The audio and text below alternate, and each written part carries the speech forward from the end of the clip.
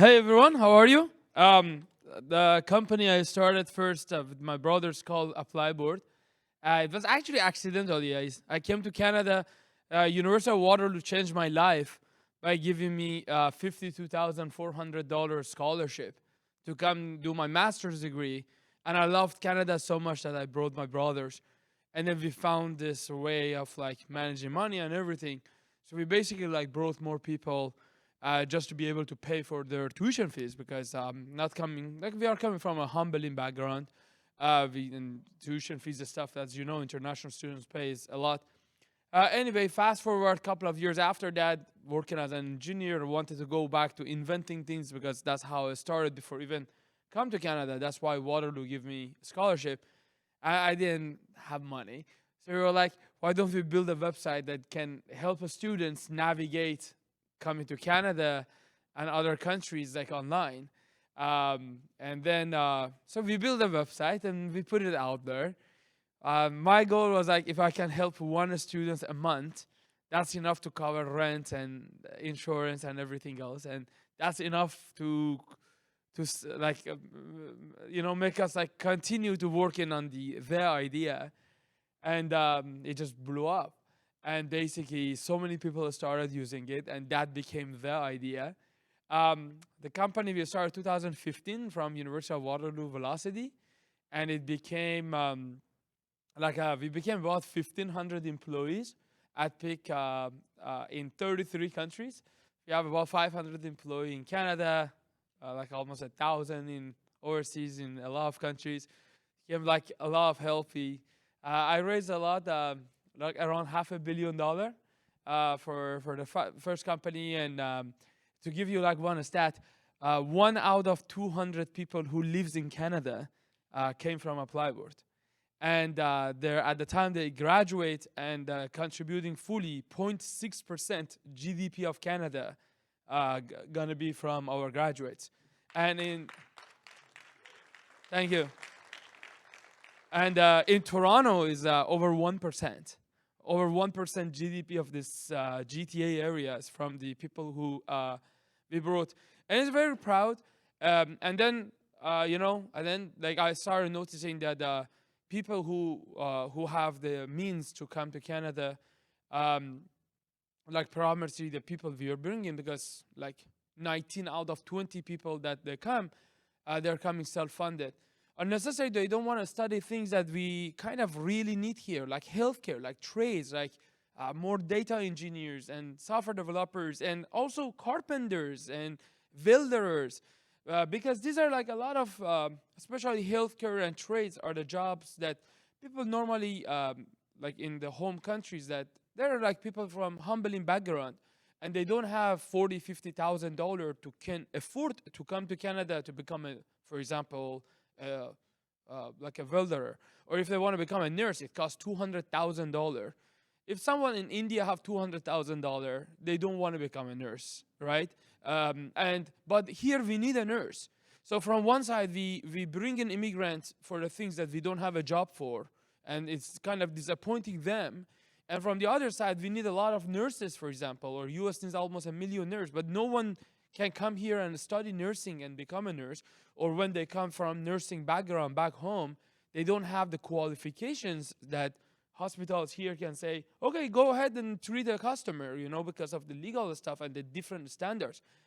So we're like, how can we solve this? Like, what if we are the rich uncle of everyone? Like, we know how much a nurse makes here if they come here. We know all these genius people in Iran and India and Nigeria and Jamaica and all these countries. What if we can invest in them? The way that VCs invest in the companies. What if we say, I know if you come here and you become a nurse, you will make $80,000 to start, and then with overtime and stuff, you make $120,000. What if we give you that money? We give it to you loan, exactly same way that government of Canada, like OSAP, they give you loan. So now all the genius people around the world, they're no longer gonna be left behind just because their parents don't have money. So now they also have a shot that they can be someone in their life. They can access to best quality of like opportunities in their life, regardless of their girl or guy, regardless of their Muslim, Jews, or Baha'i or Christian, regardless they're Iranian or Pakistani or Nigerian or American, regardless of like what is their age and everything. Like the brightest people no longer gonna be left behind, and they don't have access to come to Canada and change their life just because they don't have money. And we started with this crazy idea. Um, and then I said, like, what if we put a very, very harsh goal for ourselves? We said by 2030, we want to solve this. And this is last year when we started. We raised around $40 million seed round. And we put a timer. So that's why if you go to passage.com, there's a timer that said by 2030, we want to hit this goal. That my goal is like top 1% of the world should not worry about, because my father doesn't have money, I'm not going to access to quality education. The top 1% fit the right person who want to become a healthcare or trades or software developer or electrical engineer, no matter how poor their families are, should have an avenue to come here. And we want them here in this country. We want them to come here to become a nurse, to become a doctor, to build the next unicorn companies here. And we basically, like, we put a timer publicly for ourselves. Last year when we started, we thought we solid have 1% of chance to succeed this mission. It's almost impossible. Like even on paper, you can't make this work. But now, after a year and a half working on it, we believe that we have 10% chance of making this work. And it's so exciting that there is 10% that next decade, no human being gonna be left behind, at least for coming to Canada, US, Australia, and UK for education, if they're the brightest, if they're the smartest. And this 10% basically making me wake up. So every day I try to like say, what if we can make it 11%? What if we can make it 12%? You know, if we have 62 months left, and if we can like make it even 0.5% every 6 months, by then we have a 30% shot. And I think in my life I would have never done anything more impactful than doing this. And it's so exciting. And we said, let's make it even one level harder. We know right now, like 75% of refugees that come to Canada, even after 5 years, they don't even make minimum wage because they're not set for success and stuff. But the world have 130 million refugees. What if instead of like we just go select them, what if we go and select the super genius ones and we put them in these schools? For the programs that within 2 years they make 70, 80, $100,000. And literally the hardest place on the planet Earth right now are Afghanistan. And girls in Afghanistan, just because of their gender, are kicked out of the universities and colleges, and also high schools. And that's so like a piece of a rod, like a piece of metal in my like heart, that I just can't believe someone's just because their gender, they kick out of a school. And that word I don't want. I don't want my son to see this word. That someone's because of their gender can't go to university. This has to change. My generation, we need to change this forever for humanity. We should not have this systematic. I don't even know the English word for it. This is bad. It has to change. So we basically started bringing girls from Afghanistan, super hard, bring them to Pakistan, bring them to universities and colleges here. And because now that we provide financial, we can basically select among everyone. And the quality of people that we bring in are so much higher than the other average students that we were bringing self-funded, that they just like they're jaw dropping in terms of quality. So our idea that if we can make money, no problem, we can massively increase the intake of people that we bring, and also target them exactly to the cities that there is a job shortage in that particular field. It works. We just need to make the 10% to hopefully over 50%. So next decade, none of us have this problem. And that's what Passage.com do.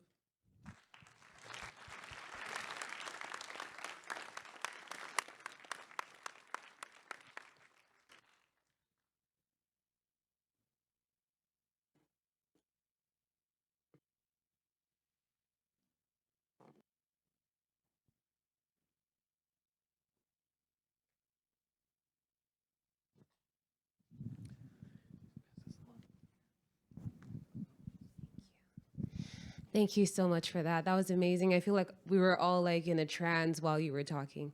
Can you guys hear me? Yeah? Okay. My question is, would you guys also be, working on the paperwork and everything it takes to get the person into the country? Because that's the next hurdle. We found the person, but how do we get them into the qualifications to get them into the country, apply to the schools, get accepted, all of that? Are you guys thinking about that? Yeah, actually, the way that we build Passage, it does all of that. And the portions, like for example, the immigration that we don't do it, underline we built it that anyone can build an app on top of our system. So right now we have like two companies that basically they do the immigration. And actually, the way that I'm thinking about this is like a beside the financial problem that we solve is like a super app for anything immigration globally. But we're gonna take it a step by step. I rather have a high quality than high quantity. So, but yes, the answer is yes. Like you should go to one place and do A to Z.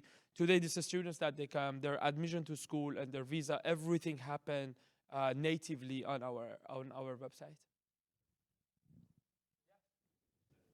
Hi, thank you for your ambitious goal and share your project to us. And my concern is that since you are loaning some money to the newcomers, and what if these students they do not study? Instead, they leave the country and bring all your take all your money somewhere else. Then how do you secure your investment?